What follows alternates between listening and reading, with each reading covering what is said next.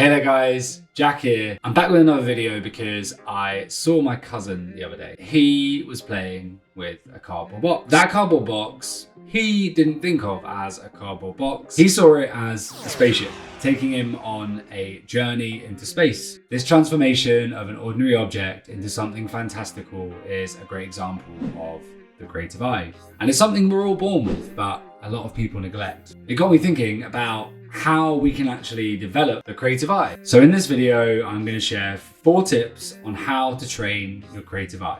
But first, what actually is the creative eye? Having a creative eye is being able to see things in a unique and interesting way. It involves being able to recognize beauty and potential in things that others may completely overlook. And it's something that can be trained. Our brains can be adapted to do whatever we want, thanks to a concept called neuroplasticity, which is the brain's ability to change and adapt based on experience. You can train the brain to notice subtle nuances that you would never have seen before. It's like a superpower, like a creative, artistic superpower that we all have. So, how do you train that creative eye of yours? Let's get into those 4 tips. So the first tip is about being an active observer. There's a big difference between seeing the world and observing the world. Try to go out into the world and actually observe. Analyze it as much as possible. I really love how Rick Rubin explains this concept in his book, The Creative Act. He likens the creative mind to an antenna, and this antenna should be receptive to all the energies, the noise going on in the universe. A sensitive antenna, creatively, is one that produces the best work. In today's world, it's very easy to go out there and just scroll social media with a wealth of amazing things around us. If you're one of those people, try to check yourself in those situations. Like those dog reels that you're watching might be fun in the short term, but they're not gonna do a lot of good if you're trying to observe the world. So put that phone down if you're outside. Be inquisitive, be curious. Like, what is the color scheme on that shop sign? What material is this on this wall? And why, oh why did they use that font? A good tip is to walk somewhere if you were going to take the bus or the train. Make a conscious effort to observe on your journey and be present. This isn't limited to visuals as well. Are you one of those people that as soon as you leave the house, you stick your AirPods in? Well, maybe tomorrow, next week, just go for a walk and listen, have that antenna out. It's amazing the intricacies that you can hear as well as see. Take this as a reminder to go out and observe the world today. You might just find an idea for your next project. Now, the second way you can develop your creative eye is by gathering and storing raw materials. Now, what do I mean by that? A creative needs raw materials in the same way that a physical crafter does. Like someone making a table. If their materials are good quality, you can probably put a bet on that table, that chair, being of better quality. And this is the same for creative work. The better stuff you put in that head of yours, the better your work's gonna be. How are you gonna get those raw materials? This concerns the media you're consuming. So make sure you're consuming the very best. It's simple. If you're a budding cinematographer, list your best cinematographers and then just watch all of their movies. If you're a portrait painter, go to some galleries. Sit there and just analyze everything you can. Try to avoid endless doom scrolling of social media and also news apps and news websites. See, a bit of this is fine, but you can really establish a habit of doing these things. Also, if you see something great, store it. Make sure you store it. Don't hesitate. I've been in this situation so many times. It often weirdly happens on the tube, on the London Underground. I see an advert and they're kind of on the back wall behind the train and I love it.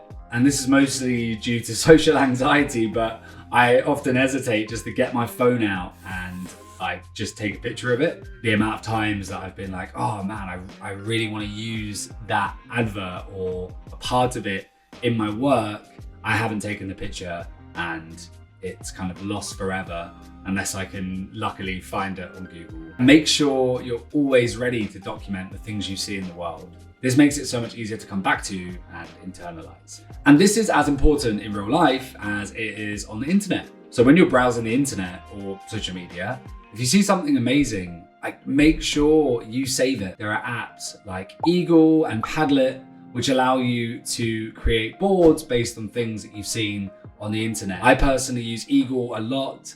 I absolutely love that you can drag and drop an image into Eagle, and also that you can save video links. Such a time saver. It's really good. I recommend it. Now, my third tip is about embracing diversity. Embracing diversity can broaden your creative eye and give you a more nuanced view of the world around you. Remember, a lot of the incredible creative work that you've seen is just a few different references from the past mashed together. And this is just because a creative has embraced diversity. They've looked far for their sources. Diversity can mean a number of things.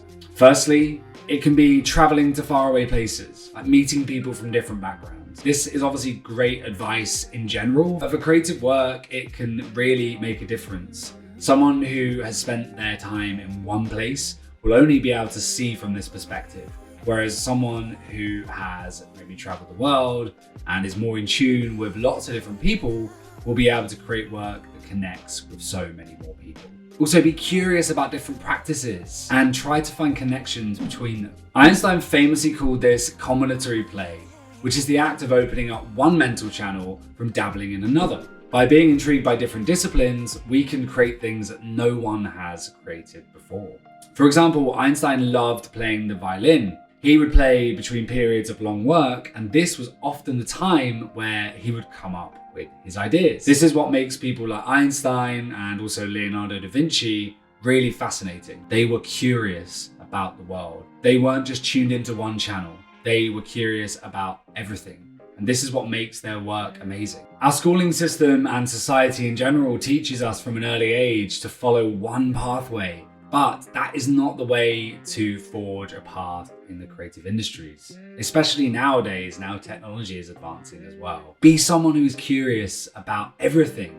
Try different things, especially early on in your career. Your creative eye will thank you. And finally, this is something I'll go into in more detail in another video, but get off your screen to look for sources. This is another example of diversity because everyone nowadays is looking on a screen for sources, for inspiration. We have Pinterest that I'm sure many of you watching will have turned to when you're starting a project. But I find joy in going to charity shops and looking at that kind of old dusty book section. It's amazing the amount of things that you can find in there. When I start a new project now, I like to be very much physical and paper-based. I'll take notes, but I'll also look at those books because those books contain things that not a lot of creatives would have seen.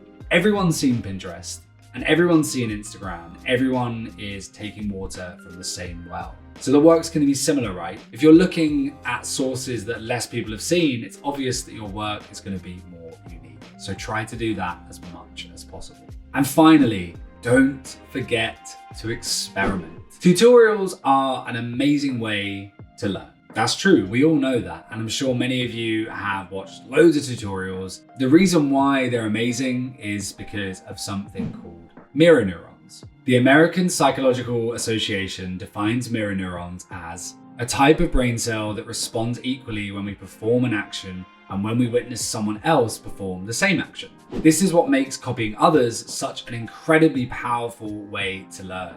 Those mirror neurons fire and you are inside of their mind. You get an amazing piece of work at the end and you made it with a bit of help along the way. This is what makes copying such a powerful way to develop your creative eye. But there comes a point in your career where you want to experiment to develop your creative eye further. Without experimentation, you won't be able to put those tips and tricks from your tutorials into practice. I like to, every day in the morning, set aside half an hour just for experimentation. Open up a scrapbook, anything you use for your medium, and just play. Play is a really important word here. It's probably the most important word of the video. Remember my cousin with the cardboard box and the spaceship? Well, we need to be more like my cousin. We need to play more. In society, we don't play enough. Everything needs a goal and everything needs an objective. Sometimes we need to set aside some time just to play. And that's why we love the things we do, right? That's why we're creatives. We love to play. Set aside that time just to play and create something amazing. and have fun with it. By stepping into your practice with the end goal of experimentation, you test the boundaries of the things you've learned at the start. You start to ask questions. You start to develop your own unique and personal creative eye. This is the process that leads to you creating your own style. So there it is. I hope you enjoyed the video and can use these tips to start developing your very own creative eye. So yeah, if you guys have any other comments, any other ideas that you have for me, please write them down in the comment section. And if you like the video, please subscribe. It'll help me a lot. And yeah, I'll see you next time, guys. Bye.